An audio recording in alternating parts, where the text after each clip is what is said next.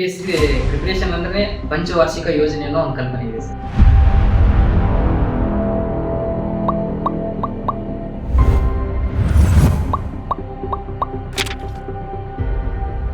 UPSC ಅದೊಂದು mind game.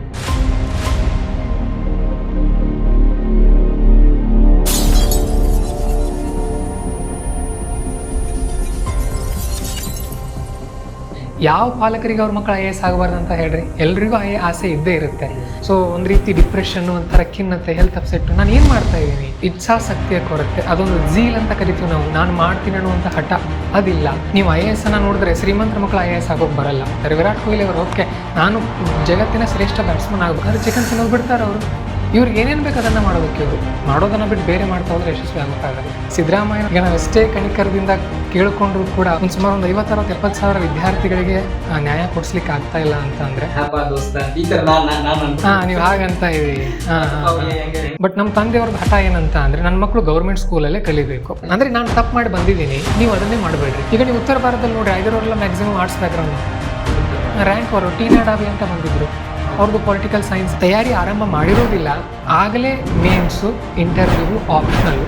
ನೀವು ಉತ್ತರ ಭಾರತದವ್ರನ್ನ ನೋಡ್ರಿ, ಅವ್ರು ಏನು ಮಾಡ್ತಾರೆ, ಒಂದು ನಾವು ಅದೇ ತಪ್ಪುಗಳನ್ನ ಮಾಡ್ಕೊಂಡು ಈಗ ಕನ್ಸಾಲಿಡೇಟ್ ಆಗಿ ಪ್ರಿಲಿಮ್ಸ್ ಮೇನ್ಸ್ ಕನ್ಸಾಲಿಡೇಟ್ ಆಗಿ ಓದ್ಕೊಂಡು ಚೆನ್ನಾಗಿ ಸ್ಮಾರ್ಟ್ ಹಾರ್ಡ್ ವರ್ಕ್ ಏನಿದೆ ಇದನ್ನೆಲ್ಲ ಮಾಡಿದ್ರು ಸೆಲೆಕ್ಟ್ ಆಗೋ ವಿದ್ಯಾರ್ಥಿಗಳು ಕೇವಲ 1000 ಎಷ್ಟು ಪೋಸ್ಟ್ ಕರೀತಾರೆ ಅಷ್ಟೇ ಆಗ್ತದೆ. ಹೌದು, 6 ಲಕ್ಷದಲ್ಲಿ 1000 ತೆಗೆದ್ರೆ 5,99,099 ಇನ್ನು ಉಳಿದ ಜನರಿಗೆ ಏನು ಹೇಳಬೇಕು?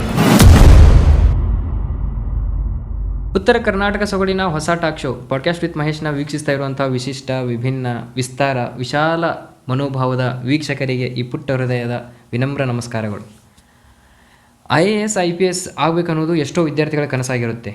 ಅದಕ್ಕೆ ಸರಿಯಾದ ಗೈಡೆನ್ಸು ಮತ್ತು ಸ್ಟಡಿ ಮೆಟೀರಿಯಲ್ಸ್ಗಳ ಕೊರತೆ, ಮೆಂಟರ್ಶಿಪ್ಗಳ ಕೊರತೆ ಇರೋದರಿಂದ ಎಷ್ಟೋ ವಿದ್ಯಾರ್ಥಿಗಳು ಆ ಗುರಿಯನ್ನು ತಲುಪೋದಕ್ಕೆ ಆಗುವುದಿಲ್ಲ.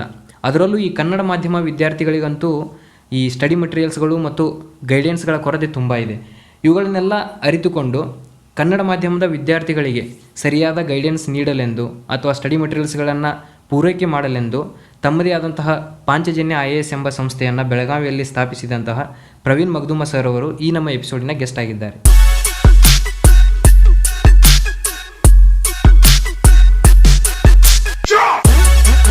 Welcome to the show sir. ನಮಸ್ಕಾರ, ಧನ್ಯವಾದ. ಮತ್ತೆ ಸರ್ ಹೇಗಿದೆ ಸರ್ ಜೀವನ? ಚೆನ್ನಾಗಿದ್ದೀವಿ, ನೀವು ಚೆನ್ನಾಗಿದ್ದೀರಿ? ನಾವು ಚೆನ್ನಾಗಿದೆ ಸರ್. ಹೇಗೆ ಸರ್ ಬ್ಯಾಚುಲರ್ ಲೈಫ್ ಹೇಗಿದೆ? ಬ್ಯಾಚುಲರ್ ಲೈಫ್ ಅಂದರೆ ಇದು ನಮಗೆ ಜೀವನ ಅನುಭವ ತುಂಬ ಕೊಡುತ್ತೆ. ಆರಂಭದಲ್ಲಿ ಒಬ್ಬರೇ ಇರ್ತೀವಿ. ಬ್ಯಾಚುರಲ್ ಅನ್ನೋದಕ್ಕಿಂತ ನಾನು ಬ್ಯಾಚುರಲ್ ಇಲ್ಲ, ಅಂದರೆ ವಿದ್ಯಾರ್ಥಿಗಳು ಇರೋದ್ರಿಂದ ನಮಗೆ ಒಂದು ರೀತಿ ಒಂದು ದೊಡ್ಡ ಕುಟುಂಬ ಇದ್ದಾಗೆ ನಮ್ಮ ತರಬೇತಿ ಸಂಸ್ಥೆ. ಬ್ಯಾಚುಲರ್ ಅನ್ನೋ ಫೀಲೇ ಮಾಡಲ್ಲ? ಇಲ್ಲ ಇಲ್ಲ ಇಲ್ಲ, ಬೆಳಗ್ಗೆ ಎದ್ದಾಗಿನಿಂದ ಸಂಜೆವರೆಗೂ ಆಫ್ಲೈನ್ ಸ್ಟೂಡೆಂಟ್ಸು, ಹೇಳೋಕ್ಕಿಂತ ಮುಂಚೆ ಕ್ಲಾಸ್ ಮುಗಿದ ನಂತರ ಆನ್ಲೈನ್ ಸ್ಟೂಡೆಂಟ್ಸು. ನಿಮ್ಮ ಇನ್ಸ್ಟಿಟ್ಯೂಟ್ ಬೆಳಗಾವಿಯಲ್ಲಿ ಇದೆ? ಹೌದು, ಬೆಳಗಾವಿ. 2024 UPSC ರಿಸಲ್ಟ್ಸ್ ಮೊನ್ನೆ ರಿಲೀಸ್ ಆಯ್ತು ಸರ್. ಅದರಲ್ಲಿ 20+ ವಿದ್ಯಾರ್ಥಿಗಳು ಕರ್ನಾಟಕದಿಂದ ಪಾಸ್ ಆಗಿದ್ದಾರೆ. ಹೌದು, ಟಾಪ್ 100 ಅಲ್ಲಿ 1-2 ವಿದ್ಯಾರ್ಥಿಗಳು ಬಂದಿದ್ದಾರೆ. ಬಟ್ ಕನ್ನಡ ಮಾಧ್ಯಮದಲ್ಲಿ ಬರೆದಿರುವಂತಹ ವಿದ್ಯಾರ್ಥಿಗಳು ಒಬ್ರು ಅನ್ನೋ ಒಂದು ನ್ಯೂಸ್ ಇದೆ ಸರ್. ಬಟ್ ನಾವು ಅವ್ರನ್ನ ಯಾರು ಅಂತ ನಾನು ಟ್ರೈ ಮಾಡಿದೆ ಸರ್, ಅದು ಸಿಗ್ಲೇ ಇಲ್ಲ ನನಗೆ. ಈ ತರಹದ ಕನ್ನಡ ಮಾಧ್ಯಮ ವಿದ್ಯಾರ್ಥಿಗಳ ಸಕ್ಸಸ್ ರೇಟ್ ತುಂಬಾ ಕಡಿಮೆ ಇರೋದಕ್ಕೆ ಕಾರಣಗಳು ಏನಿರ್ಬೋದು ಅಂತ ನಿಮ್ಗೆ ಅನ್ಸುವುದು? ಕಾರಣ ವಿದ್ಯಾರ್ಥಿಗಳಲ್ಲಿ ಮೊದಲು ನಮ್ಮಲ್ಲಿ ಕರ್ನಾಟಕದಲ್ಲಿ ಇದ್ರ ಬಗ್ಗೆ ಜಾಗೃತಿ ಇಲ್ಲ. ಈಗ ಹೇಗೆ ವಿದ್ಯಾರ್ಥಿಗಳು ನೀಟು JEE ಅಂತ ಹೋಗ್ತಾ ಇದ್ದಾರೆ, ಅದೇ ರೀತಿ IAS ತಯಾರಿಗೆ ಅಂತ ಬರ್ತಾ ಇಲ್ಲ. ಆದರೆ ಇತ್ತೀಚೆಗೆ ನಾವು ಪಾಂಚಜನ್ಯ IAS ಸಂಸ್ಥೆಯನ್ನು ಆರಂಭ ಮಾಡಿದ ನಂತರ ವಿದ್ಯಾರ್ಥಿಗಳಲ್ಲಿ ಒಂದು ಆತ್ಮವಿಶ್ವಾಸ ಬಂದಿದೆ. ಸೊ ಕನ್ನಡದಲ್ಲಿ ಮಾಡಬಹುದು ಅಂತ ಹೇಳಿ ಆ ಒಂದು ಅವರಲ್ಲಿರುವಂಥ ಆತ್ಮವಿಶ್ವಾಸವನ್ನು ನೋಡಿದಾಗ ನಾವಿನ್ನೂ ಗುಣಮಟ್ಟದಲ್ಲಿ ಅವರಿಗೆ ತರಬೇತಿಯನ್ನು ಕೊಡಬೇಕಂತ ನಮಗನ್ನಿಸ್ತಾ ಇದೆ. ಮುಂದಿನ ದಿನಗಳಲ್ಲಿ ಖಂಡಿತವಾಗ್ಲೂ ಕನ್ನಡ ವಿದ್ಯಾರ್ಥಿಗಳು ಜಾಸ್ತಿ ಖಂಡಿತವಾಗ್ಲೂ ಪಾಸ್ ಆಗೇ ಆಗ್ತಾರೆ. ನಿಮ್ಮ ಇನ್ಸ್ಟಿಟ್ಯೂಟ್ ಮುಖಾಂತರ ಇನ್ನೂ ಹೆಚ್ಚು ಕನ್ನಡ ಮಾಧ್ಯಮ ವಿದ್ಯಾರ್ಥಿಗಳು ಸಕ್ಸಸ್ ಅನ್ನ ಹೊಂದಲಿ ಅಂತ ನಾನು ಇಷ್ಟಪಡ್ತೀನಿ ಸರ್. ಬಟ್ ಆದ್ರೂ ಈಗ ಸ್ಟಡಿ ಮೆಟೀರಿಯಲ್ ಅಂತ ಬಂದಾಗ ಪ್ರೆಸೆಂಟ್ ಕರ್ನಾಟಕದಲ್ಲಿ ಇರುವಂತಹ ಸ್ಟಡಿ ಮೆಟೀರಿಯಲ್ಸ್ ಅಂತ ಬಂದಾಗ ಈಗಿರೋ ಮೆಟೀರಿಯಲ್ಸ್ ಅನ್ನೇ ಇಟ್ಕೊಂಡು ನಾನು ಎಕ್ಸಾಮ್ ನ ಕ್ರ್ಯಾಕ್ ಮಾಡಬಹುದು ಅಂತ ನಿಮ್ಗೆ ಅನ್ಸ್ಬೋದಾ ಸರ್? ಮಾಡಬಹುದು, ನೀವು ಒಬ್ಬರೇ ಪ್ರಯತ್ನ ಪಟ್ಟರು ಕೂಡ ಒಂದು 4-5 ವರ್ಷ ಎಫರ್ಟ್ ಹಾಕಿ ಮಾಡ್ಬೋದಾಗಿತ್ತು ಮೊದಲು. ಬಟ್ ಈಗ ನಾವು ಪಾಂಚಜನ್ಯ IAS ನಿಂದ ನಮ್ಮದೇ ಆದಂಥ ನೋಟ್ಸನ್ನು ಸಿದ್ಧಗೊಳಿಸಿದ್ದೀವಿ.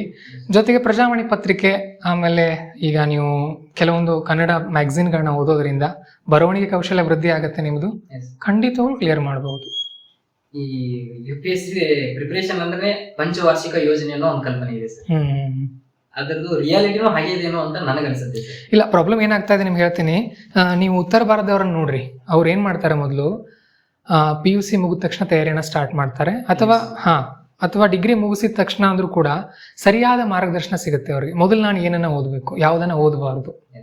ಹಿಂದೆ ಸೋರ್ಸ್ ಸಿಗ್ತಾ ಇರಲಿಲ್ಲ, ಏನು ಓದ್ಬೇಕಂತ ಹುಡುಕಾಡಿದ್ರೆ ಸಿಗ್ತಾ ಇರಲಿಲ್ಲ. ಇವತ್ತು ಬಹಳಷ್ಟು ಸಿಗ್ತಾ ಇದೆ. Choice confusion. ಈಗ ನೀವು ನೋಡ್ರಿ, ನಿಮಗೆ 2 ಆಪ್ಷನ್ ಕೊಡ್ತೀನಿ ನಾನು, ಒಂದು ಚಹಾ ಕುಡೀರಿ, ಒಂದು ಕಾಫಿ ಕುಡೀರಿ. ನೀವು 2ರಲ್ಲಿ ಒಂದನ್ನು ಸೆಲೆಕ್ಟ್ ಮಾಡೇ ಮಾಡ್ತೀರಿ. ನಾನು ನಿಮಗೆ ಪೆಪ್ಸಿ, ಕೊಕೊಕೋಲಾ, ಚಾ, ಮಿರಿಂಡಾ, ಆಮೇಲೆ ಕಾಫಿ, 4-5 ಆಪ್ಷನ್ ಕೊಟ್ಟರೆ ನಿಮ್ಗೆ ಕನ್ಫ್ಯೂಷನ್ ಸ್ಟಾರ್ಟ್ ಆಗುತ್ತೆ. ಸದ್ಯದಲ್ಲಿ ವಿದ್ಯಾರ್ಥಿಗಳು ಅದು ತೊಂದರೆ ಕಾಡ್ತಾ ಇದೆ. ಸೊ ಅದಕ್ಕೆ ನಾವೇನು ಹೇಳ್ತೀವಿ, ಮೊದಲ 1 ವರ್ಷ ಸಂಪೂರ್ಣವಾಗಿ GS ಜನರಲ್ ಸ್ಟಡೀಸ್ಗೆ ಅಷ್ಟೇ ಕೊಡ್ರಿ. 1 ವರ್ಷ ಮುಗಿಸ್ಕೊಂಡು ಒಂದು 3 ತಿಂಗಳು ನೀವು ಆಪ್ಷನಲ್ ತಯಾರಿ ಮಾಡ್ಕೊಡ್ರಿ, ಪಕ್ಕ ನೀವು ಕ್ಲಿಯರ್ ಆಗ್ತೀರಿ ಅಂತ ನಾವು ಹೇಳ್ತೀವಿ ಅವ್ರಿಗೆ. ಆದ್ರೂ ಸರ್, ಈ ಕನ್ನಡ ಮಾಧ್ಯಮದ ವಿದ್ಯಾರ್ಥಿಗಳಿಗೆ ಈ ಸ್ಟಡಿ ಮೆಟೀರಿಯಲ್ಸ್ ಇದ್ರೂ ಈಗ ಆಲ್ಮೋಸ್ಟ್ ಆಲ್ ನಿಮ್ಮ ಸಂಸ್ಥೆ ಆಯ್ತು, ಬೇರೆ ಸಂಸ್ಥೆಗಳಿಂದ ಮಟೀರಿಯಲ್ಸ್ ಕೊಡೋದ್ರಿಂದ ಆಯ್ತು, ಮಾರ್ಕೆಟ್ ಅಲ್ಲಿ ಇರೋ ಮಟೀರಿಯಲ್ಸ್ ಆಯ್ತು, ಆದ್ರೂ ಸಕ್ಸಸ್ ರೇಟ್ ಇವಾಗ ನಾನು 20 ವಿದ್ಯಾರ್ಥಿಗಳು 2024ರಲ್ಲಿ ಪಾಸ್ ಆಗಿದ್ದಾರೆ ಅಂತ ಹೇಳಿದೆ ಸರ್. ಆದ್ರೂ ಸಕ್ಸಸ್ ರೇಟ್ ಕಡಿಮೆ ಇರೋದು, ಇದಕ್ಕೆ ತಂದೆ ತಾಯಿಗಳ ಸಪೋರ್ಟ್, ಫ್ಯಾಮಿಲಿ ಸಪೋರ್ಟ್ ಆಗಿರ್ಬೋದು, ಯಾವ ತರ ಇರ್ಬೇಕು ಅಂತ ನೀವು ತಂದೆ ತಾಯಿಗಳಿಗೆ ಹೇಳ ಬಯಸ್ತೀರಾ ಸರ್? ತಂದೆ ತಾಯಿಗಳು ಅಂತಂದ್ರೆ ಮೊದಲು ಅವ್ರು ಕೊಡ್ತಾರೆ. ಮೊದಲು ಡಿಗ್ರಿ ಮುಗಿಸಿ 1-2 ವರ್ಷ ನೋಡ್ತಾರೆ. ಅದರ ನಂತರ ಪಾಪ ರಿಟರ್ನ್ ಇಲ್ಲ ಅಂದಾಗ ಯಾರೇ ಆಗಲಿ, ಮೊದಲೇ ನೀವು IAS ಅನ್ನ ನೋಡಿದ್ರೆ ಶ್ರೀಮಂತರ ಮಕ್ಕಳು IAS ಆಗೋಕೆ ಬರಲ್ಲ. ಈಗ ಬಹಳಷ್ಟು ಕೋಚಿಂಗ್ ಇನ್ಸ್ಟಿಟ್ಯೂಟ್ಗಳನ್ನ ಹೋಗಿ ನೀವು ಚೆಕ್ ಮಾಡಿದ್ರೆ ಇರೋದೆಲ್ಲ ಬಡ ಕುಟುಂಬ, ಮಿಡಲ್ ಕ್ಲಾಸ್ ಫ್ಯಾಮಿಲಿ. 2 ವರ್ಷ 3 ವರ್ಷ ನೋಡಿದಾಗ ಅದರ ನಂತರನೂ ರಿಟರ್ನ್ ಬರಲಿಲ್ಲ ಅಂತ ನೋಡಿದಾಗ ಪಾಲಕರು ಏನು ಹೇಳ್ತಾರೆ, ಸಾಕಪ್ಪ IAS ಮಾಡಿದ್ದು, ಬೇರೆ ಯಾವುದಾದ್ರೂ ಎಕ್ಸಾಮ್ ನೋಡ್ಕೋ, ಅಥವಾ IT ಸೆಕ್ಟರ್ನಲ್ಲಿ ಹೋಗು, ಏನಾದರೂ ನಿಂದೆ ಆದಂಥ ಒಂದು ಸ್ವಂತ ಉದ್ಯಮ ಸ್ಟಾರ್ಟ್ ಮಾಡಂತ ಹೇಳ್ತಾರೆ. ಹಾಗಾಗಿ ನಾನು ಪಾಲಕರಿಗೇನು ಹೇಳಲಿಕ್ಕೆ ಇಷ್ಟಪಡಲ್ಲ, ಯಾಕಂದ್ರೆ ಅವ್ರ ಬೆಂಬಲ ಖಂಡಿತವಾಗ್ಲೂ ಇದ್ದೇ ಇದೆ. ಯಾವ ಪಾಲಕರಿಗೆ ಅವ್ರ ಮಕ್ಕಳು IAS ಆಗಬಾರ್ದು ಅಂತ ಹೇಳ್ರಿ, ಎಲ್ರಿಗೂ ಆಸೆ ಇದ್ದೇ ಇರುತ್ತೆ. ಈಗ ತಪ್ಪಿರೋದು ಎಲ್ಲಿದೆ, ನಮ್ಮ ವಿದ್ಯಾರ್ಥಿಗಳಲ್ಲಿ ಎಲ್ಲಿ ತಪ್ಪು ಮಾಡ್ತಾ ಇದಾರಂತ ಅಂದ್ರೆ, ತಯಾರಿ ಆರಂಭ ಮಾಡಿರೋದಿಲ್ಲ, ಆಗಲೇ ಮೇನ್ಸು, ಇಂಟರ್ವ್ಯೂ, ಆಪ್ಷನಲ್ಲು, ಆ ಥರ. ಹೌದು, ನಾನು ಮಾಡಿದ್ದು ಅದನ್ನೇ. ನಾವು ಅದೇ ತಪ್ಪುಗಳನ್ನ ಮಾಡ್ಕೊಂಡು ಈಗ ಇಲ್ಲಿ ಬಂದು ಕೂತಿದ್ದೀವಿ ಅಷ್ಟೇ. ಈಗ ನೀವು ಕೋಚಿಂಗ್ ಮೊದಲು ಆರಂಭ ಮಾಡಿದ್ದೀರಿ ಅಂತ ಅಂದರೆ, ಮೊದಲು 1 ವರ್ಷ 100% ಫೋಕಸ್ ನಿಮ್ಮದು ಪ್ರಿಲಿಮ್ಸ್ ಸಬ್ಜೆಕ್ಟ್ಗಳು ಮತ್ತು ಕರೆಂಟ್ ಅಫೇರ್ಸ್ ಇವೆರಡನ್ನ ಮಾಡ್ಕೊಂಡ್ರಿ ಅಂತ ಅಂದರೆ, ಮುಂದೆ ಒಂದು 2-3 ತಿಂಗಳಲ್ಲಿ ಮೇನ್ಸ್ ಮುಗಿಸ್ಕೊಳ್ತೀರಿ, ಆಮೇಲೆ ಆಪ್ಷನಲ್ ಮಾಡ್ಕೊಂಡು ಕ್ಲಿಯರ್ ಮಾಡ್ಕೊಂಡು ಹೋಗ್ಬೋದು. ಇಲ್ಲಿ ಮೊದಲು ವಿದ್ಯಾರ್ಥಿಗಳು ಸ್ಟಾರ್ಟ್ ಮಾಡೋದೇ ಆಪ್ಷನಲ್ನಿಂದ. ಆಪ್ಷನಲ್ ಮಾಡ್ಕೊಳ್ತಾರೆ, ಆಪ್ಷನಲ್ ಒಂದು 5-6 ತಿಂಗಳು ಬೋರ್ ಆಗುತ್ತೆ, ಆಮೇಲೆ ಮೇನ್ಸ್ಗೆ ಬರ್ತಾರೆ, ಆಮೇಲೆ ಪ್ರಿಲಿಮ್ಸ್ಗೆ ಬರೋ ವೇಳೆಗೆ ಅವರಲ್ಲಿ ಇದ್ದಂಥ ಎನರ್ಜಿ ಕೊಂಡ್ಬಿಡುತ್ತೆ. ಪ್ರಿಲಿಮ್ಸ್ನಿಂದ ನೀವು ಸ್ಟಾರ್ಟ್ ಮಾಡಿಬಿಟ್ರೆ ನಿಮ್ಮಲ್ಲಿ ಎನರ್ಜಿ ಇರುತ್ತೆ, 1-2 ವರ್ಷದಲ್ಲಿ ಕ್ಲಿಕ್ ಆಗಿಬಿಡ್ತೀರಿ ನೀವು. ಆ ಮೆಥಡ್ನಲ್ಲಿ ಹೋದ್ರೆ ಇವರು ಯಶಸ್ವಿ ಆಗ್ತಾರೆ. ಪಾಲಕರಿಂದ ಸಪೋರ್ಟ್ ಅಂತೂ ಇದ್ದೇ ಇದೆ. ನಾನು ಹೇಳೋದು ಅಷ್ಟೇ, ಮೊದಲು 1 ವರ್ಷ 2 ವರ್ಷ ಅಷ್ಟೇ, ಅದರ ನಂತರನೂ ಶಾಶ್ವತವಾಗಿ ಇದನ್ನೇ ಮಾಡ್ಕೊಂಡು ಕೂತ್ಕೊಳ್ಳೋ ಹಾಗಿಲ್ಲ. ಈಗ ಟೈಮ್ ಅಷ್ಟಿಲ್ಲ, ಮುಂದೆ ಗ್ಯಾರಂಟಿ ಏನು ಇವರಿಗೆ IAS ಸಿಗುತ್ತೆ ಅಂತ. ಮೊದಲು 1-2 ವರ್ಷ ಇದನ್ನು ಮಾಡಿಕೊಂಡು ಚೆನ್ನಾಗಿ ಓದ್ಕೊಂಡು ಪಾರ್ಟ್ ಟೈಮ್ ಜಾಬ್ ಆಗಿರಲಿ ಅಥವಾ ಬೇರೆ ಬೇರೆ ಎಕ್ಸಾಮ್ನ ಕ್ರ್ಯಾಕ್ ಮಾಡ್ಕೊಂಡು ಆಮೇಲೆ IAS ಅನ್ನ ಮುಂದುವರಿಸಬೇಕು ಇವರು. ಅಂದ್ರೆ ನಿಮ್ಮ ಪ್ರಕಾರ ಪ್ಲಾನ್ ಬಿ ಇರ್ಬೇಕಂತೀರಾ ಸರ್? ಯಾರೇ ಬರಲಿ ಪ್ಲಾನ್ ಬಿ ಮೊದಲು 2 ವರ್ಷ ಬೇಡ. ಮೊದಲು ಈಗ ಉದಾಹರಣೆಗೆ ಒಬ್ಬ ವಿದ್ಯಾರ್ಥಿ 2025ರಿಂದ ತಯಾರಿ ಆರಂಭ ಮಾಡ್ತಾ ಇದ್ದಾನಂದ್ರೆ, ಅಥವಾ ಅವ್ರು PUC ಹುಡುಗ ಇದ್ರು ಕೂಡ, PUC ಮುಗಿಸ್ಕೊಂಡು ನಮ್ಮಲ್ಲಿ ಇದ್ದಾರೆ 4-5 ಜನ ಆಫ್ಲೈನ್ ಸ್ಟೂಡೆಂಟ್ಗಳು, PUC ಮುಗಿಸ್ಕೊಂಡು ಬಂದಿದ್ದಾರೆ ಆಫ್ಲೈನ್ಗೆ. ಅವ್ರು 3 ವರ್ಷ ಅಂತೂ ಪ್ಲಾನ್ ಬಿ ಅಗತ್ಯ ಇಲ್ಲ ಅವ್ರಿಗೆ, ಇವ್ರಲ್ಲಿ IAS ತಯಾರಿಯನ್ನೇ ಮಾಡ್ತಾರೆ. ಆಮೇಲೆ ಈಗ ಫಸ್ಟ್ ಟೈಮ್ ತಯಾರಿ ಆರಂಭ ಮಾಡೋರು ಮೊದಲು 1 ವರ್ಷ ಅಥವಾ 2 ವರ್ಷ ಬೇರೆ ಏನು ಮಾಡಬಾರ್ದು, ಬರೀ UPSC ತಯಾರಿ ಮಾಡಬೇಕು. ಅದೆಲ್ಲ ಒಂದು ಸಿಸ್ಟಮೆಟಿಕ್ ಆಗಿ prelims notes, mains notes, optional ಎಲ್ಲ ರೆಡಿ ಆಗಿದೆ ಅಂದಾಗ ಅವರು ಬೇರೆ ಎಕ್ಸಾಮನ್ನು ಚಿಕ್ಕ ಪುಟ್ಟದೆಲ್ಲ ಕ್ಲಿಯರ್ ಮಾಡಿಕೊಂಡು ಆಮೇಲೆ ತಯಾರಿನ ಮಾಡ್ಕೊಳ್ಬೋದು ಈಸಿಯಾಗಿ.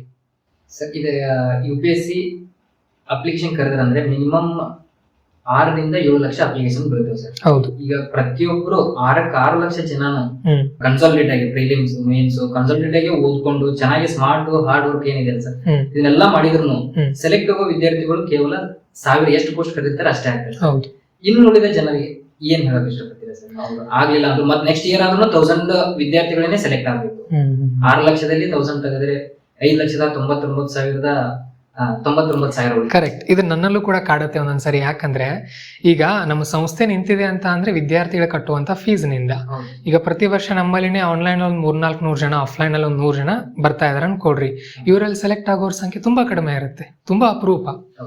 ಇನ್ನು ಇವರಿಗೆ ಭವಿಷ್ಯ ಏನು ಅಂತ ನಾನೇ ಒಂದ್ಸಾರಿ ವಿಚಾರ ಮಾಡಿದೆ. ಯಾಕಂದ್ರೆ ಇವ್ರ ದುಡ್ಡಿನಿಂದ ನಾವು ನಮ್ಮ ಜೀವನ ನಡೆಸ್ತಾ ಇದೀವಿ, ಮುಂದೆ ಇವ್ರ ಜೀವನಕ್ಕೆ ಗತಿ ಏನು ಅಂತ ಅಂದ್ರೆ, ಇಲ್ಲಿ ವಿದ್ಯಾರ್ಥಿಗಳು ಥಿಂಕ್ ಮಾಡ್ಬೇಕು. ಮೊದಲು ಒಂದು, ನನ್ನ ಹತ್ರ ಯಾವ್ಯಾವ ಸ್ಕಿಲ್ಗಳಿದೆ, ನಾನು UPSCಗೆ ಯಾವ ಲೆವೆಲ್ನಲ್ಲಿ ತಯಾರಿ ಮಾಡ್ತಾ ಇದ್ದೀನಿ, ನಾನು ಕ್ಲಿಯರ್ ಮಾಡ್ತೀನ, ಓಕೆ. ಕ್ಲಿಯರ್ ಮಾಡಲ್ಲ ಅಂತ ಅಂದರೆ ಚೆನ್ನಾಗಿ 1-2 ವರ್ಷ ಚೆನ್ನಾಗಿ ಓದ್ಕೊಂಡು ಅದರ ನಂತರ ಬೇರೆ ಬೇರೆ ಸಣ್ಣ ಪುಟ್ಟ ಎಕ್ಸಾಮ್ಗಳನ್ನ ಕ್ಲಿಯರ್ ಮಾಡಿಕೊಂಡು ಅಥವಾ ತಮ್ಮದೇ ಆದಂಥ ಒಂದು ಸ್ಕಿಲ್ನಿಂದ ಯೂಟ್ಯೂಬ್ನಲ್ಲಿ ಕೂಡ ಬೆಳಿಬಹುದು. ಆದರೆ ಮೊದಲು 1-2 ವರ್ಷ ಏನೂ ಮಾಡೋ ಆಗಿಲ್ಲ, ಈ ತಪಸ್ಸಿನ ಥರ ಮಾಡ್ಬೇಕು 2 ವರ್ಷ UPSCಗೆ. ಆಮೇಲೆ ಏನು ಬೇಕಾದ್ ಮಾಡಲಿ ಇವರು ಮಾಡ್ಕೊಳ್ಬೋದು ಸೈಡ್ ಆಗಿ. ಬರೀ UPSC ಮೇಲೆ ನಾನು ಡಿಪೆಂಡ್ ಆಗಿರ್ತೀನಿ ಅಂತ ಅಂದ್ರೆ 5-6 ವರ್ಷ ಅವ್ರು ಯಾವತ್ತೂ ಕೂಡ ಕ್ಲಿಯರ್ ಮಾಡೋಕ್ಕಾಗಲ್ಲ. ಇವರಲ್ಲಿ ಸೀರಿಯಸ್ನೆಸ್ ಕೂಡ ಬರಲ್ಲ, ಇದೇ ಬಿಡು ಟೈಮ್ ಅಂತಾರೆ. ಆ ಥರ ಮೆಂಟಾಲಿಟಿ ಬೇಡ. ಎಷ್ಟು ನೋಡ್ರಿ, ಎಲಾನ್ ಮಸ್ಕ್ ಅವ್ರು ಒಂದ್ ಕಡೆ ಹೇಳ್ತಾರೆ, ನೀವೊಂದು ಕೊಠಡಿಯನ್ನು ಕ್ಲೀನ್ ಮಾಡೋ ಕೊಟ್ಟಾಗ 1 hour ಅಲ್ಲಿ ಕೊಟ್ಟರು ಕೂಡ 1 hour ಅಲ್ಲಿ ಕ್ಲೀನ್ ಮಾಡ್ತೀರಿ, 1 day ಕೊಟ್ಟರೆ 1 day ಅಲ್ಲಿ ಕ್ಲೀನ್ ಮಾಡ್ತೀರಿ ಆ ಥರ. ಸೊ ನಿಮ್ಮ ಟೈಮ್ನ ಟಾರ್ಗೆಟ್ ಹಾಕೊಳ್ಬೇಕು, ನಾನು ಈ ವರ್ಷ ಇದನ್ನ ಮಾಡ್ತೀನಿ, ಈ ವರ್ಷ ಇದನ್ನ ಮಾಡ್ತೀನಿ ಅಷ್ಟೇ. ಈಗ ನೀವು UPSCಗೆ ಅಷ್ಟೇ ತಯಾರಿ ಮಾಡ್ಕೊಂಡ್ರೆ, ಬರೀ UPSC ಅಲ್ಲ, ನೀವು KS ಎಕ್ಸಾಮ್ ಬರಿಬೋದು ಕರ್ನಾಟಕದಲ್ಲಿ. UPSC ನಡೆಸುವಂಥ EPF ಅಂತ ಎಕ್ಸಾಮ್ ಬರುತ್ತೆ, CAPF ಅಂತ ಎಕ್ಸಾಮ್ ಬರುತ್ತೆ.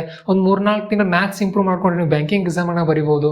ಆಮೇಲೆ SDA FDA ಇವೆಲ್ಲ ಒಂದು 2-3 ತಿಂಗಳು ಓದ್ಕೊಂಡೋಗಿ ಬರೆಯುವಂಥ ಎಕ್ಸಾಮ್ಗಳು. UPSC ಅಂದ್ರೆ ಎಲ್ಲರ ಒಂದು ಆಲದ ಗಿಡ ಇದ್ದ ಹಾಗೆ, ಅದರ ಸಣ್ಣ ಪುಟ್ಟ ಕೊಂಬೆಗಳು ಉಳಿದಿರೋ ಎಕ್ಸಾಮ್ಸು.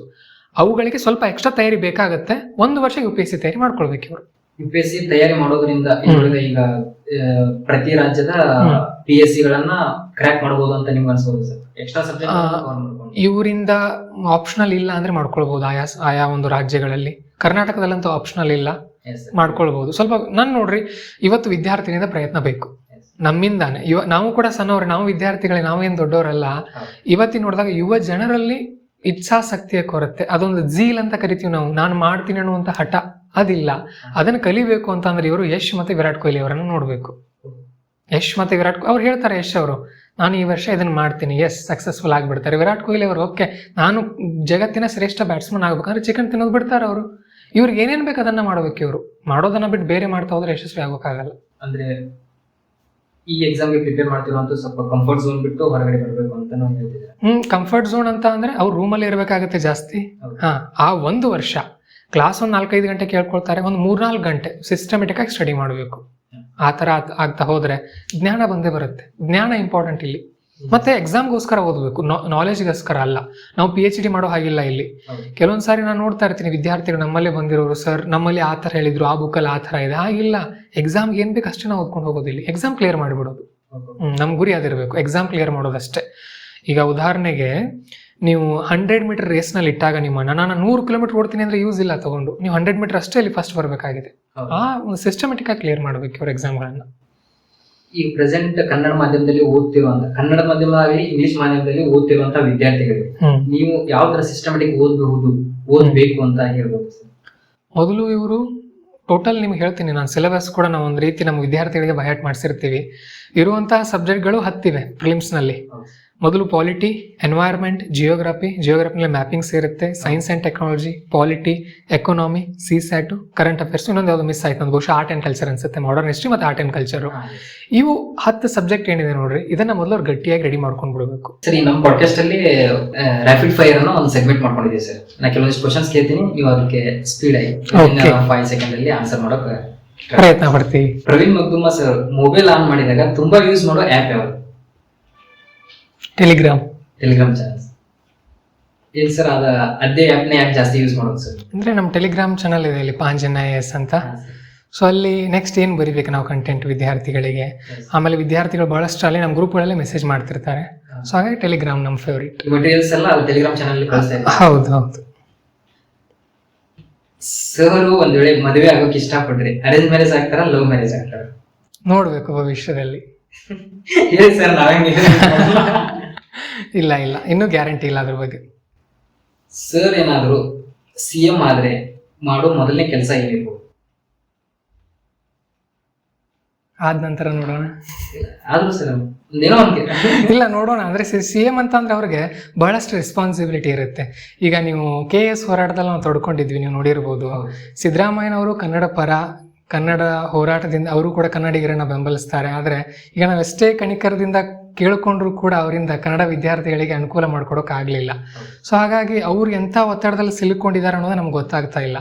ಸೊ ಒಬ್ಬ ರಾಜ್ಯದ ಮುಖ್ಯಮಂತ್ರಿಗೆ ಒಂದು 384 ಪೋಸ್ಟ್ಗಳಿಗೆ ನಡೆದಂಥ ಪರೀಕ್ಷೆಗೆ ಸುಮಾರು 50,000-70,000 ವಿದ್ಯಾರ್ಥಿಗಳಿಗೆ ನ್ಯಾಯ ಕೊಡಿಸ್ಲಿಕ್ಕೆ ಆಗ್ತಾ ಇಲ್ಲ ಅಂತ ಅಂದರೆ ಅವ್ರ ಮೇಲೆ ಇರುವಂಥ ಒತ್ತಡ ಎಂಥದ್ದಿರ್ಬೋದು ಅನ್ನೋದು ನನಗೆ ನಿಜಕ್ಕೂ ಕೂಡ ಶಾಕ್ ಮಾಡಿದೆ. ಹಾಗಾಗಿ ಆ ಸ್ಥಾನಕ್ಕೆ ಹೋದ ನಂತರ ನೋಡೋಣ ಮುಂದಿನ ದಿನಗಳಲ್ಲಿ. ಒತ್ತಡವಿದ್ರು ಆದ್ರೂ ವಿದ್ಯಾರ್ಥಿಗಳ ಪರವಾಗಿ ಎಷ್ಟೋ ಜನ 3 ಲಕ್ಷ 4 ಲಕ್ಷ ಜನ ಬರೀತಾರೆ ಎಕ್ಸಾಮ್ ಇರೋದ್ರಿಂದ ಆದ್ರೂ ಸ್ವಲ್ಪ ಇನ್ನೂ ಅನುಕೂಲ ಮಾಡಿಕೊಡೋದಿತ್ತೇನೋ ಅಂತ ನನಗೆ ಅನ್ಸುತ್ತೆ ಸರ್. ಅದೇ ಆ ಕಾರಣಕ್ಕಾಗಿ ನಾವು ಆದ ತಕ್ಷಣ ಅದನ್ನ ಮಾಡ್ತೀನಿ ಇದನ್ನ ಮಾಡ್ತೀನಿ ಅನ್ನೋ ಅಂತ ಅದು ಬಹುಶಃ ಡಿಗ್ರಿವರೆಗೂ ಇರುತ್ತೆ ನಮಗೆ. ಅದರ ನಂತರ ಅದು ನಿಧಾನವಾಗಿ ಸಮಯಕ್ಕೆ ತಕ್ಕ ಹಾಗೆ ನಾವು ನಿರ್ಧಾರ ತೆಗೆದುಕೊಳ್ಬೇಕಾಗತ್ತೆ. ನಿಜ sir. Praveen Magdum sir UPSC interview panel ನಲ್ಲಿ ಒಬ್ಬ ಸದಸ್ಯರಾದ್ರೆ, ನಮ್ಮ ಉತ್ತರ ಕರ್ನಾಟಕದ ಒಬ್ಬ ಹುಡುಗ ಇಂಟರ್ವ್ಯೂಗೆ ಬಂದಿದ್ರೆ ಸರ್ ಕೇಳೋ ಮೊದಲನೇ ಪ್ರಶ್ನೆ ಏನಾಗಿರ್ಬೋದು? ತುಂಬಾ ಟ್ರಿಕ್ಕಿ ಇದೆ ಪ್ರಶ್ನೆ ಇದು.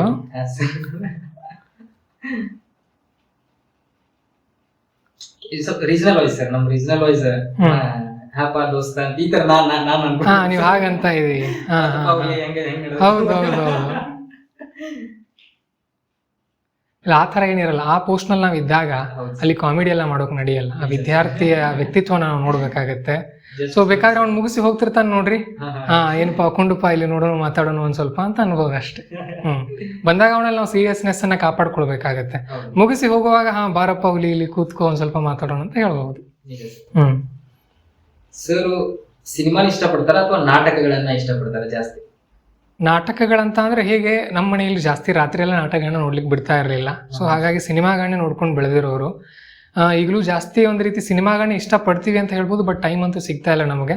ಈಗ ಬೆಳಗಾವಿಯಲ್ಲಿ ಬಂದಿರೋದ್ರಿಂದ ಮುಂದಿನ ದಿನಗಳಲ್ಲಿ ನಾಟಕಗಳನ್ನ ನೋಡಬಹುದು. ಯಾಕಂದ್ರೆ ಅಲ್ಲಿ ನೈಜತೆ ಅನ್ನೋದು ಇರುತ್ತೆ. ರಿಯಲ್ ಫೀಲ್ ಸಿನಿಮಾಗಳಲ್ಲಿ ಸಿಗಲ್ಲ ಅಂತ ಹೇಳ್ತಿರ್ತಾರೆ. ಮುಂದಿನ ದಿನಗಳಲ್ಲಿ ನೋಡ್ಬೇಕು ಅನ್ನುವಂತ ಆಸಕ್ತಿ ನನ್ನಲ್ಲಿ ಕೂಡ ಇದೆ. ನಾಟಕಗಳನ್ನ ಉತ್ತರ ಕರ್ನಾಟಕದಲ್ಲಿ ಸಾಮಾಜಿಕ ನಾಟಕಗಳು ಹೌದು ಹೌದು ಹೌದು. ನಮ್ಮೂರಲ್ಲಿ ಕೂಡ ಜಾಸ್ತಿ ಇರುತ್ತೆ. ಬಟ್ ಏನು ನಮ್ಮ ಹಳ್ಳಿಗಳಲ್ಲಿ ನಡೆಯೋದು ರಾತ್ರಿ ಪೂರ್ತಿ ನಾಟಕ. ರಾಜಾನಾಟ ಅಂತ ಒಂದು ಬರುತ್ತೆ, ಕೃಷ್ಣ ಪಾರಿಜಾತ ಅಂತ. ಪೌರಾಣಿಕ ನಾಟಕಗಳು. ಸೊ ಹಾಗಾಗಿ ನಾವು ರಾತ್ರಿ ಪೂರ್ತಿ ನೋಡಿರೋ ವ್ಯಕ್ತಿಗಳಲ್ಲ. ಪೌರಾಣಿಕ ನಾಟಕಗಳು ತುಂಬಾ ಕಡಿಮೆ ಆಗಿದೆ. ಇತ್ತೀಚೆಗೆ ಕಡಿಮೆ ಆಗಿದೆ. ಹೌದು, ಆರ್ಕೆಸ್ಟ್ರಾ ಬಂದಿದೆ ಈಗ. ಸೊ ಹಾಗಾಗಿ ಆ ಕಡೆ. ಸರ್ ಇಷ್ಟಪಡೋದು ಧಾರವಾಡ ಫೇಡನ ಅಥವಾ ಬೆಳಗಾವಿ ಕುಂದನ? ಆಕ್ಚುಲಿ ಜಾಸ್ತಿ ಅಂತದ್ದೇನು ಆಸೆ ಇಲ್ಲ ಅವುಗಳ ಮೇಲೆ. ನಾವು ಮನೆಯಲ್ಲಿ ಮಾಡೋ ಶಾವಿಗೆ ಪಾಯಸ ಇಷ್ಟ ನಮ್ಗೆ. ಇಲ್ಲ ನೋಡ್ರಿ, ಕುಂದಾದಿಂದಾನೇ ಪೇಡೆ ಆಗೋದು. ಸೊ ಹಾಗಾಗಿ ಪೇಡೆ ಒರಿಜಿನಲ್ ಕುಂದ ಅಂತ ಹೇಳ್ಬೋದು, ಮತ್ತೇನಿಲ್ಲ. ಪೇಡೆ ಧಾರವಾಡ ಪೇಡ ಇಷ್ಟ ನನಗೆ. UPSC ಪ್ರಿಪರೇಷನ್ಗೆ ಬೆಳಗಾವಿ ಬೆಸ್ಟ್ ಅಥವಾ ಡೆಲ್ಲಿ ಬೆಸ್ಟ್? UPSC ಪ್ರಿಪರೇಷನ್ ನೀವು ದಿಲ್ಲಿಯಿಂದನೂ ಮಾಡ್ಬೋದು, ಬೆಳಗಾವಿಯಿಂದನೂ ಮಾಡ್ಬೋದು, ಅಥವಾ ನಿಮ್ಮ ಊರಲ್ಲಿ ಇಂಟರ್ನೆಟ್ ಚೆನ್ನಾಗಿದ್ರೆ ನಿಮ್ಮ ಊರಿಂದಾನೇ ಮಾಡ್ಬೋದು. ಅದು ಇದು ಬೆಸ್ಟ್ ಅಂತ ಅಲ್ಲ. ವಿದ್ಯಾರ್ಥಿಯ ಮೈಂಡ್ ಸೆಟ್ ಈಗ ಸೋರ್ಸ್ ಕೂಡ ಏನೂ ಕೊರತೆ ಇಲ್ಲ. ಅವ್ನು ಎಲ್ಲಿ ಬೇಕಾದ್ರೆ ಮಾಡ್ಕೊಳ್ಬಹುದು. ಅವನಿಗೆ ಒಂದು ಶಿಸ್ತು ಇರಬೇಕು, ಅವನದೇ ಆದಂತ ಒಂದು ಕೊಠಡಿ ಇರ್ಬೇಕು, ಸಾಕು, ಮತ್ತೇನು ಬೇಡ. ನಿಜ ಸರ್. ಸರಿ, ಇವಾಗ ನೆಕ್ಸ್ಟ್ ಸೆಗ್ಮೆಂಟ್ ಸಿಂಪಲ್ ಆಗಿ ಒಂದು ಲೈಫ್ ಸ್ಟೋರಿ ಅಂತ ಹೇಳಿ ಸರ್. ನಿಮ್ ಲೈಫ್ ಸ್ಟೋರಿನ ಸ್ವಲ್ಪ ರಿವೈಂಡ್ ಮಾಡಿ ನೋಡಿದಾಗ ಅಥವಾ ನಿಮ್ ಜೊತೆ ಜಸ್ಟ್ ನಮ್ಮ ವೀಕ್ಷಕರಿಗೆ ಒಂದು ಇನ್ಫಾರ್ಮೇಶನ್ ಕೊಡ್ಬೇಕಂತಂದ್ರೆ, ನಿಮ್ದು ಊರು ಪ್ಲಸ್ ತಂದೆ ತಾಯಿ ಏನ್ ಮಾಡ್ತಿದ್ದಾರೆ ಅಂಡ್ ಈ ಒಂದು ಕೋಚಿಂಗ್ ಸ್ಟಾರ್ಟ್ ಮಾಡೋಕೆ ಏನ್ ಇನ್ಸ್ಪಿರೇಷನ್ ಇದೆ? ನಮ್ಮೂರು ಗೋಡಿಗೇರಿ ಅಂತ, ಹುಕ್ಕೇರಿ ತಾಲೂಕು, ಚಂದ್ರಶೇಖರ್ ಕಂಬಾರ್ ಅವರವರು. ಸೊ ನಮ್ಮ ತಂದೆಯವರು ಗೌರ್ಮೆಂಟ್ ಸ್ಕೂಲ್ ಟೀಚರ್ ಆಗಿದ್ರು.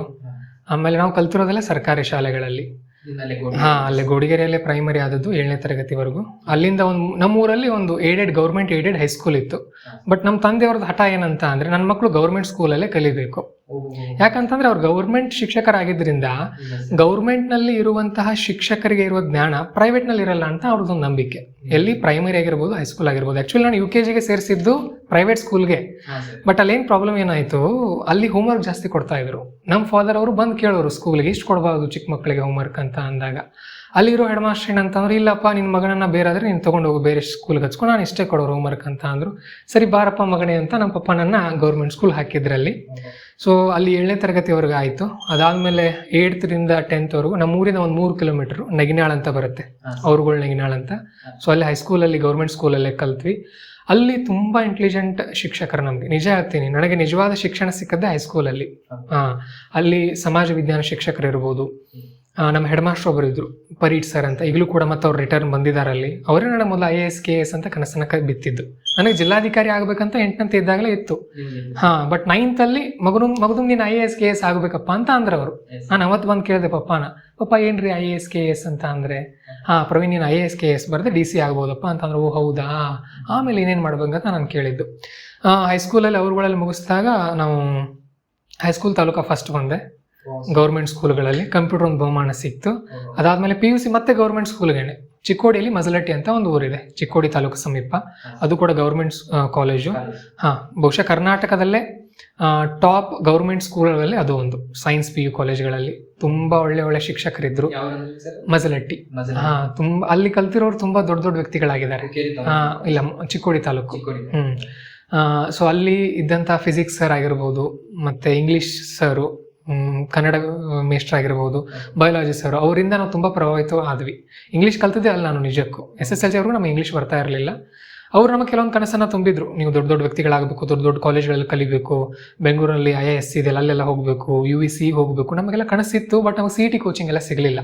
ನಾನು ಮನೆಯಿಂದ ಅಪ್ ಆ್ಯಂಡ್ ಡೌನ್ ಮಾಡ್ತಾ ಇದ್ದೆ ಪ್ರತಿದಿನ. ಒಂದು ಹೋಗುತ್ತಾ 40 ಕಿಲೋಮೀಟ್ರ್, ಬರ್ತಾ 40 ಕಿಲೋಮೀಟ್ರು ಕಾಲೇಜಿಗೆ. ಸೊ ಹಾಗಾಗಿ CET ಕೋಚಿಂಗ್ ತೊಗೊಳಕ್ಕಾಗಲಿಲ್ಲ. ಬಟ್ ಪರ್ಸೆಂಟೇಜ್ ಚೆನ್ನಾಗಿ ಮಾಡಿದೆ. 90% PU ಆಯ್ತು ನಂದು. ಪರ್ಸೆಂಟೇಜ್ ಚೆನ್ನಾಗಾಯಿತು, ಬಟ್ CET ರ್ಯಾಂಕ್ ಸಿಗಲಿಲ್ಲ. ಸೊ ಹಾಗಾಗಿ ನಾನು ಕಾಲೇಜನ್ನು ಮತ್ತೆ ಇಂಜಿನಿಯರಿಂಗ್ ಸುತ್ತಮುತ್ತ ಕಾಲೇಜ್ ಸೆಲೆಕ್ಟ್ ಮಾಡ್ಕೊಳ್ಬೇಕಾಗಿತ್ತು. ವಿಜಾಪುರಕ್ಕೆ ಇಂಜಿನಿಯರಿಂಗ್ ಮಾಡಿದೆ ಫಸ್ಟ್ ಇಯರ್.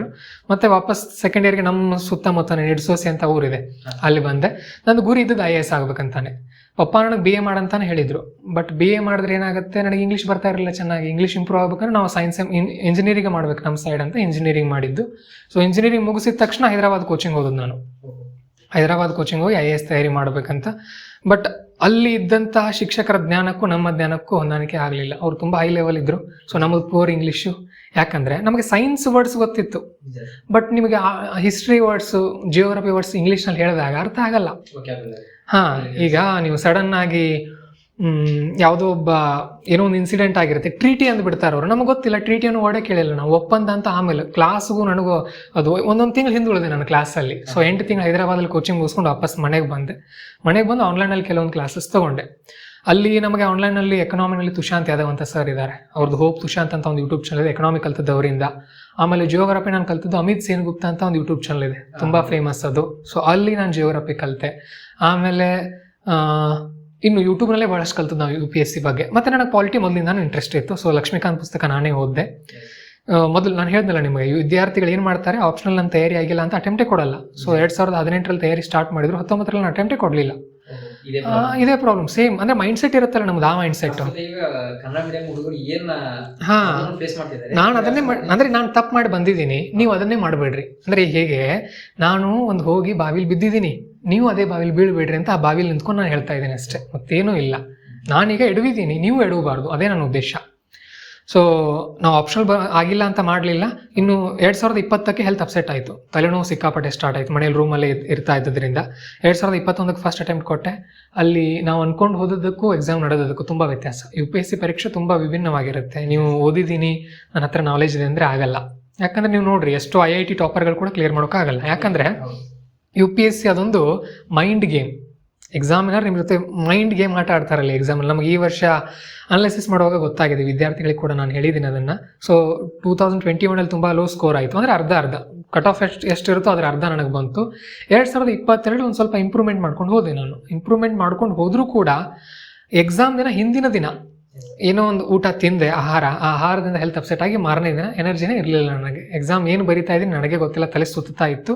ಸೊ ಹಾಗಾಗಿ ಒಂದು EWS ಇತ್ತು ನಂದು ಆ ವರ್ಷ. GSL ಒಂದು 3-4 ಮಾರ್ಕ್ಸಲ್ಲಿ ಮಿಸ್ ಆಯಿತು. CSAT ಮತ್ತೊಂದು 10 ಮಾರ್ಕ್ಸ್ ಕಡಿಮೆನೇ ಬಂತು ನನಗೆ ಅಲ್ಲೂ ಕೂಡ ಆ ವರ್ಷನೂ. ಹಾಗಾಗಿ ಇದನ್ನೆಲ್ಲ ನೋಡ್ತಾ ಬಂದಾಗ ನನಗೆ ಒಂದ್ಸಾರಿ ಅನಿಸಿದ್ದು, ಹೆಲ್ತ್ ಕೂಡ ಅಪ್ಸೆಟ್ ಆಗ್ತಾ ಇತ್ತು. ಯಾಕಂದರೆ UPSC ವಿದ್ಯಾರ್ಥಿ ರೂಮ್ನಲ್ಲಿ ಒಬ್ಬರೇ ಇರ್ತಾರೆ. 4-5 ವರ್ಷ ಒಬ್ಬನೇನು ರೂಮಲ್ಲಿ ಇದ್ದಾಗ ಜನರ ಜೊತೆ ಬೆರೀತಾ ಇಲ್ಲ ಅಂದಾಗ ನೀವು ಸಮಾಜಕ್ಕಿಂತ ಹಿಂದುಳಿದು ಬಿಡ್ತೀರಿ. ಜನ್ರೇಷನ್ ಗ್ಯಾಪ್ ಆಗ್ಲಿಕ್ಕೆ ಸ್ಟಾರ್ಟ್ ಆಗುತ್ತೆ. ಇವತ್ತಿನ ಯುವಜನತೆ ಜೊತೆ ಜನ್ರೇಷನ್ ಗ್ಯಾಪ್ ನಮ್ಮದೇ ಆದರೆ ಹೇಗೆ? ಸೊ ಒಂದು ರೀತಿ ಡಿಪ್ರೆಷನ್ನು, ಒಂಥರ ಖಿನ್ನತೆ, ಹೆಲ್ತ್ ಅಪ್ಸೆಟ್, ನಾನು ಏನು ಮಾಡ್ತಾ ಇದ್ದೀನಿ ಅನ್ನುವಂಥ ಗೊಂದಲ. ಅದರ ನಡುವೆ ನಮ್ಮ ಉತ್ತರ ಕರ್ನಾಟಕದ ಕೆಲವೊಂದು ಯೂಟ್ಯೂಬ್ ಚಾನಲ್ಗಳನ್ನ ನೋಡಿದೆ. ಅವರು ಮಲ್ಲು ಜಮಖಂಡಿ ಅಂತ ಇರ್ಬೋದು, ಶಿವಪುತ್ರ ಇರ್ಬೋದು, ಮುಕ್ಕಳೆಪ್ಪ ಅಂತ ಇರ್ಬೋದು, ಇದೆಲ್ಲ ನಮ್ಮ ಬ್ರದರ್ ಹೇಳಿದ್ರು ನನಗೆ. ಇವರೆಲ್ಲ ಏನೋ ಮಾಡ್ತಾ ಇರೋವಾಗ ನಾವು ಓದಿದ್ದೀವಿ, ನಮ್ಮಿಂದ ಏನಾದರೂ ಆಗ್ಬೋದಲ್ಲ ಅಂತ ಒಂದು ಮೋಟಿವೇಶನಲ್ ಚಾನಲನ್ನು ಸ್ಟಾರ್ಟ್ ಮಾಡಿದ್ವಿ ಯೂಟ್ಯೂಬಲ್ಲಿ. ಅಲ್ಲಿ ನಮಗೆ ವಿದ್ಯಾರ್ಥಿಗಳಿಂದ ಚೆನ್ನಾಗಿ ಪ್ರತಿಕ್ರಿಯೆ ಸಿಗ್ಲಿಕ್ಕೆ ಆರಂಭ ಆಯಿತು. ಆಮೇಲೆ ಇನ್ಸ್ಟಾಗ್ರಾಮಲ್ಲಿ ಬಂದು ಮೋಟಿವೇಶನಲ್ ವಿಡಿಯೋಗಳನ್ನ ಮಾಡ್ಲಿಕ್ಕೆ ಸ್ಟಾರ್ಟ್ ಮಾಡಿದೆ. ಅಲ್ಲೆಲ್ಲ ಗ್ರೋತ್ ಚೆನ್ನಾಗಿ ಆಗ್ಲಿಕ್ಕೆ ಆರಂಭ ಆಯಿತು. ಇನ್ನು ಮುಂದೆ ಸರಿ ಒಂದು ಕನ್ನಡ ಮೋಟಿವೇಶನ್ ಫೋರಮನ್ನು ಮಾಡ್ಕೊಂಡು ಹೋಗೋಣ ಅಂತ ನಾನು ಅನ್ಕೊಂಡಿದ್ದೆ. ಮಾಡಿದ್ರೆ ಒಂದು ಮೋಟಿವೇಶನಲ್ ಕಂಪನಿ ಆರಂಭ ಮಾಡೋಣ ಅಂತ. ಬಟ್ ಪಪ್ಪ ಏನಂದ್ರು, 5-6 ವರ್ಷ ಓದಿದೀಯಪ್ಪ, ಅಟ್ಲೀಸ್ಟ್ ನಿನಗೆ ಇಷ್ಟ ಆಗುವಂಥ ಒಂದು ಸಬ್ಜೆಕ್ಟ್ ಏನಾದರೂ ಟೀಚ್ ಮಾಡು, ಇರುವಂಥ ಜ್ಞಾನ ವೇಸ್ಟ್ ಆಗಬಾರ್ದು ನಿಂದು ಅಂತ ಅಂದರು. ಸರಿ, ಒಂದು ಸಬ್ಜೆಕ್ಟನ್ನು ಟೀಚ್ ಮಾಡಬೇಕು ಅಂತಂದರೆ ಕನ್ನಡ ಲಿಟ್ರೇಚರನ್ನು ನಾನು ಟೀಚ್ ಮಾಡಿದ್ರೆ ಚೆನ್ನಾಗಿರುತ್ತೆ ಅಂತ ನಾನು ಅನ್ಕೊಂಡೆ. ನಮ್ಮ ಫ್ರೆಂಡ್ ಒಬ್ಬರು ಬೆಂಗಳೂರವರು, ಅವ್ರು ಮಂಗಳೂರವರು, ಅವ್ರು ಕಾಲ್ ಮಾಡಿದೆ, ಸರ್ ಈಗ ನಾನು ಕನ್ನಡ ಲಿಟ್ರೇಚರ್ ಟೀಚ್ ಮಾಡ್ಬೇಕಂತ ಇದ್ದೀನಿ, ಏನು ಮಾಡಲಿ ಸರ್ ಅಂತ. ಅವ್ರು ಹೇಳಿದ್ರು, ಇಲ್ಲ ಪ್ರವೀಣ್ ಅವರೇ, ಹೀಗೆ ಕನ್ನಡ ಲಿಟ್ರೇಚರ್ ಟೀಚ್ ಮಾಡುವಂಥ ಶಿಕ್ಷಕರು ತುಂಬ ಜನ ಇದ್ದಾರೆ ಬೆಂಗಳೂರಲ್ಲಿ, ಚೆನ್ನಾಗಿ ಗುಣಮಟ್ಟದಲ್ಲಿ ಕೋಚಿಂಗ್ ಕೂಡ ಕೊಡ್ತಾ ಇದ್ದಾರೆ. ಕನ್ನಡ ಲಿಟ್ರೇಚರ್ ಬೇಡ, ಕನ್ನಡದಲ್ಲಿ UPSC ಕೋಚಿಂಗ್ ಕೊಟ್ಟರೆ ಒಳ್ಳೆಯದು ಅಂತ ಅವರು ಅಂದರು. ಸರಿ, ನಾನು ಅನ್ಕೊಂಡೆ ಈಗ ಕನ್ನಡದಲ್ಲಿ ಕೋಚಿಂಗ್ ಕೊಡಬೇಕು ಅಂದ್ರೆ ನನ್ನಿಂದ ಎಷ್ಟು ಸಾಧ್ಯ ಆಗುತ್ತೋ ಅಂತ ಪ್ಲ್ಯಾನ್ ಮಾಡ್ಕೊಂಡು ನಮ್ಮ ಫ್ರೆಂಡ್ ಒಬ್ಬರಿಗೆ ಕಾಲ್ ಮಾಡಿದೆ. ಅವರು ನನ್ನ ಜೊತೆ ಕೈ ಜೋಡಿಸಿದ್ರು. ಸೊ ನಾನು ಅವರು ಸೇರಿಕೊಂಡು ಹಂತವಾಗಿ ಇದನ್ನು ಜೂನಲ್ಲಿ ಇದು ಆಕ್ಸಿಡೆಂಟಲಿ ಸ್ಟಾರ್ಟ್ ಆಗಿರುವಂಥ ಸಂಸ್ಥೆ. ಹೌದು, ಉದ್ದೇಶ ಇರಲಿಲ್ಲ ನಮ್ಮದು. ಬೋರಿಂಗ್ ರೀ ಇದು ಕೆಲಸ. ಪ್ರತಿದಿನ ಈಗ ಜಿಯೋಗ್ರಫಿ ಈ ವರ್ಷ ಟೀಚ್ ಮಾಡಿರ್ತೀರಿ, ಮುಂದಿನ ವರ್ಷ ಮತ್ತೆ ಅದೇ ಜಿಯೋಗ್ರಫಿ ಟೀಚ್ ಮಾಡಬೇಕು. ಈ ವರ್ಷ ಪಾಲಿಟಿ ಟೀಚ್ ಮಾಡಿರ್ತೀರಿ, ಮುಂದಿನ ವರ್ಷ ಮತ್ತೆ ಅದೇ ಪಾಲಿಟಿ ಟೀಚ್ ಮಾಡಬೇಕು. ಬಟ್ ಒಂದೇನಂತ ಅಂದರೆ ಇಲ್ಲಿ ಬೋರಿಂಗ್ ಹೌದು, ಬಟ್ ಕರೆಂಟ್ ಅಫೇರ್ಸ್ ಆ್ಯಡ್ ಆಗುತ್ತೆ, ಹಾಗಾಗಿ ಬೋರಿಂಗ್ ಆಗಲ್ಲ. ಪ್ರತಿದಿನ ಹೊಸ ಕರೆಂಟ್ ಅಫೇರ್ಸ್ ಬರ್ತಾ ಇರುತ್ತೆ. ಸೊ ಒಂದು ಉತ್ಸಾಹ ಇರುತ್ತೆ ನಮಗೆ ಟೀಚ್ ಮಾಡೋಕೆ ಇಲ್ಲಿ. ಹಾಗಾಗಿ ಆನ್ಲೈನಲ್ಲಿ ಸ್ಟಾರ್ಟ್ ಮಾಡಿದ್ವಿ. ಆನ್ಲೈನಲ್ಲಿ ತುಂಬ ಪ್ರತಿಕ್ರಿಯೆ ಚೆನ್ನಾಗಿ ಬಂತು. ಆಗ ವಿದ್ಯಾರ್ಥಿಗಳು ಹೇಳೋಕೆ ಸ್ಟಾರ್ಟ್ ಮಾಡಿದ್ರು, ಸರ್ ನಮಗೆ ಬೆಂಗಳೂರಲ್ಲಿ ತುಂಬ ಅನ್ಯಾಯ ಆಗ್ತಾ ಇದೆ, ಕನ್ನಡದಲ್ಲಿ ಕೋಚಿಂಗ್ ಸಿಗ್ತಾ ಇಲ್ಲ, ನೀವು ಮುಂದುವರಿಸಿ ಸರ್ ಅಂತ ಹೇಳಿದ್ರು. ಒಂದು ವರ್ಷ ಮಾಡಿದ್ವಿ. ಆಮೇಲೆ ಸರ್ ಒಂದು 6-7 ತಿಂಗಳು ಆದ ನಂತರ ಸರ್ ಆನ್ಲೈನ್ ಸಾಕಾಗಲ್ಲ ನಮಗೆ, ಆಫ್ಲೈನ್ ಮಾಡಿರಿ ಅಂತ ಅಂದರು. ಆಗ ನಮಗೆ ಇದ್ದಂಥ ಆಪ್ಷನ್ ಬೆಂಗಳೂರು ಅಥವಾ ಧಾರವಾಡ. ಅಷ್ಟು ಬಜೆಟ್ ನಮ್ಮ ಹತ್ರ ಇರಲಿಲ್ಲ. ಬೆಂಗಳೂರು ಅಥವಾ ಧಾರವಾಡನಲ್ಲಿ ಸ್ಟಾರ್ಟ್ ಮಾಡೋ ಅಷ್ಟು ಬಜೆಟ್ ನಮ್ಮ ಹತ್ರ ಇರಲಿಲ್ಲ. ಮತ್ತು ಒಂದು ಟೀಮ್ ಅಂತಾನು ಬೇಕಾಗುತ್ತೆ ಅದಕ್ಕೆ. ಹಾಗಾಗಿ ನಾವು ಮಾಡ್ಕೊಂಡು ಸರಿ ನಮ್ಮ ಬೆಳಗಾವಿಯಲ್ಲಿ ಆರಂಭ ಮಾಡೋಣ, ಸಣ್ಣದಾಗಿ ನೋಡೋಣ ಏನಾಗುತ್ತೆ ವಿದ್ಯಾರ್ಥಿಗಳ ಪ್ರತಿಕ್ರಿಯೆ ಅಂತ ಸ್ಟಾರ್ಟ್ ಮಾಡಿದಾಗ ತುಂಬ ಚೆನ್ನಾಗಿ ಬಂತು. ಈಗಲೂ ಕೂಡ ವಿದ್ಯಾರ್ಥಿಗಳಿಂದ ನಿರೀಕ್ಷೆ ತುಂಬ ಚೆನ್ನಾಗಿದೆ. ಅವ್ರ ನಿರೀಕ್ಷೆನ ನಾವು ರೀಚ್ ಆಗ್ತಾ ಇದ್ದೀವಿ. ನಿಜ ಹೇಳ್ತೀನಿ ನಿಮಗೆ, ಅವ್ರು ಏನೇನು ಕೇಳ್ತಾರಲ್ಲ ನಾವು ಕೊಡೋಕೆ ರೆಡಿ ಇದ್ದೀವಿ. ನಮ್ಮ ನಿರೀಕ್ಷೆನ ಅವ್ರು ರೀಚ್ ಆಗಬೇಕಾಗಿದೆ. ಅವರಿಂದ ಪ್ರಯತ್ನ, ನಾವು ಕೊಡುವಂಥ ಹೋಮ್ವರ್ಕನ್ನು ಮಾಡೋದಾಗಿರ್ಬೋದು, ನಾನು ಏನು ಓದ್ರಿ ಅಂತ ಹೇಳ್ತೀವಿ ಅದನ್ನು ಮಾಡ್ತಾ ಹೋದರೆ ಅವ್ರು ಯಶಸ್ವಿ ಆಗ್ತಾರೆ. ಸೊ ಇಲ್ಲಿಗೆ ಬಂದಿದ್ದೀವಿ. ಈಗ ನಮ್ಮ ಮುಂದಿನ ಗುರಿ ಅಂತ ಅಂದರೆ ಕರ್ನಾಟಕದಿಂದ ಈಗ ಸದ್ಯಕ್ಕೆ ಪ್ರತಿ ವರ್ಷ ಒಂದು 20 ರ್ಯಾಂಕ್ ಇರುತ್ತೆ. 20-25 ಬಂದಿರ್ತಾರೆ. ಅವ್ರು 100 ಜನ ಆಗಬೇಕು, ಒಂದು 100 ಜನ ಆದರೂ ಆಗಬೇಕು. ಯಾಕಂದರೆ ನಾವು ಇಂಜಿನಿಯರ್ಸು, ಡಾಕ್ಟರ್ಸ್ ಎಲ್ಲ ನಮ್ಮವರೇ ಆಗ್ತಾರೆ ಕರ್ನಾಟಕದವರು. ಇದನ್ನು ಆಗಲಿ. ಯಾಕೆ ಅದೇ ಕ್ವಶನ್ ಕೇಳ್ಬೇಕು ಅನ್ಕೊಂಡಿದ್ದೆ. ಈ UPSC toppers from all over India ಆಗಿರ್ಬೋದು ಅಥವಾ ಕರ್ನಾಟಕದೇ ಆಗಿರ್ಬೋದು, ಆಲ್ಮೋಸ್ಟ್ ಆಲ್ ಅವರು ಎಜುಕೇಶನ್ ಬ್ಯಾಕ್ ಗ್ರೌಂಡ್ MBBS ಆಗಿರುತ್ತೆ, BSc ಅಗ್ರಿ ಆಗಿರುತ್ತೆ, ಇಲ್ಲ ಇಂಜಿನಿಯರಿಂಗ್ ಹೌದು ಜಾಸ್ತಿ ಇರೋದ್ರಿಂದ ಈ BA BSc BCom ಈ ವಿದ್ಯಾರ್ಥಿಗಳು ಕ್ರ್ಯಾಕ್ ಮಾಡೋಕೆ ಏನ್ ಪ್ರಾಬ್ಲಮ್ ಇರ್ಬೋದು ಅನ್ಸುತ್ತೆ ಸರ್? ಅವ್ರೇ ಯಾಕೆ ಕ್ರ್ಯಾಕ್ ಮಾಡಬಹುದು, ಇವ್ರ ಕಡೆಯಿಂದ ಯಾಕೆ ಆಗಲ್ಲ ಅಂತ, ಯಾಕೆ ಬ್ಯಾಕ್ವರ್ಡ್ ಇರ್ಬೋದು ಇವ್ರು? ಕಾರಣ ಏನಂತ ಅಂದ್ರೆ ಇವರು ಒಂದು ಗುರಿ ಇಟ್ಕೊಂಡಿಲ್ಲ, ಒಂದು ಟಾರ್ಗೆಟ್ ಹಾಕೊಂಡಿಲ್ಲ. ಆ ಒಂದು ಮೆಂಟಾಲಿಟಿ ಇದೆ ನೋಡ್ರಿ. ಈಗ ನೀವು ಉತ್ತರ ಭಾರತದಲ್ಲಿ ನೋಡ್ರಿ, ಆಗಿರೋರೆಲ್ಲ ಮ್ಯಾಕ್ಸಿಮಮ್ ಆರ್ಟ್ಸ್ ಬ್ಯಾಕ್ ಗ್ರೌಂಡ್ ಅವ್ರು. ರ್ಯಾಂಕ್ ಅವರು ಟೀನಾ ಡಾಬಿ ಅಂತ ಬಂದಿದ್ರು, ಅವ್ರದ್ದು ಪೊಲಿಟಿಕಲ್ ಸೈನ್ಸ್ ಏನೋ ಇತ್ತು ಅವ್ರದ್ದು ಆಪ್ಷನಲ್. ಹೌದು. ನಮ್ಮವರು ಅಂದ್ರೆ ಈಗ ಮೊದಲು ಹಿಂದಿನ ಕಾಲದಲ್ಲಿ ಸೋರ್ಸಸ್ ಇರಲಿಲ್ಲ, ಈಗ ಎಲ್ಲ ಇದೆ ಮೊಬೈಲ್ನಲ್ಲಿ. ಪ್ರತಿದಿನ ಒಂದು 4-5 ಗಂಟೆ ಇನ್ವೆಸ್ಟ್ ಮಾಡಿಕೊಂಡು ನಾನು ವರ್ಕ್ ಮಾಡ್ತೀನಿ ಅಂದರೆ ಮಾಡ್ಬೋದು ಇವರು. ಮೊದಲು ನಮ್ಮ ಹುಡುಗರು ಏನು ಅನ್ಕೊಳ್ತಾರೆ, ಇಂಗ್ಲೀಷ್ ನನಗಾಗಲ್ಲ. ಹೌದು, ಆಗ್ತಿರ್ಲಿಲ್ಲ. ಈಗ ನಮ್ಮ ಅಪ್ಪ ನಮ್ಮ ಅಜ್ಜ ಅವ್ರಿಗೆ ಬರ್ತಿರ್ಲಿಲ್ಲ, ಯಾಕೆ ಅವ್ರಿಗೆ ಪಾಪ ಸೋರ್ಸ್ ಇರಲಿಲ್ಲ ಕಲಿಯೋಕ್ಕೆ. ಇವತ್ತು ಮೊಬೈಲಲ್ಲಿ ಇದೆ ಎಲ್ಲ. ಒಂದು 3-4 ತಿಂಗಳು ಪ್ರಯತ್ನ ಪಟ್ಟೆ ಕಲಿತಾರೆ, ಮಾಡ್ಬೋದು, ಎಲ್ಲ ಮಾಡ್ಬೋದು. ಈಗ ನಾವು ಇಂಗ್ಲೀಷ್ ಕೂಡ ವರ್ಡ್ ಟು ವರ್ಡ್ ಹೇಳ್ತೀವಿ. ನಿಮ್ಗೆ ನೋಡಿದರೆ ಒಬ್ಬೊಬ್ರು ನಮ್ಮನ್ನು ಟೀಕೆ ಮಾಡ್ತಾರೆ, ಅವ್ರು ಬರೀ PDF ಓಪನ್ ಮಾಡ್ಕೊಂಡು ಟೀಚ್ ಮಾಡ್ತಾರೆ ಕ್ಲಾಸಲ್ಲಿ ಅಂತ. ಯಾಕೆ ನಾವು ಅವ್ರ ಸ್ಟೂಡೆಂಟ್ಗಳಿಗೆ ಕೊಡೋ PDF ಟೀಚ್ ಮಾಡ್ತೀವಿ ಅಂದರೆ ಪ್ರತಿಯೊಂದು ವರ್ಡ್ ಟು ವರ್ಡ್ ಹೇಳ್ತಾ ಹೋಗ್ತೀವಿ ನಾವು. ಕನ್ನಡದಲ್ಲಿ ಅರ್ಥನೂ ಕೂಡ ಹೇಳ್ತೀವಿ ಅವ್ರಿಗೆ. ಹೌದು ಎಲ್ಲ ಹೌದು. That's left, right, go. Got a rollie for the brunch and a panic for the show. That's left, right, go. Got a big new body and a whip it like a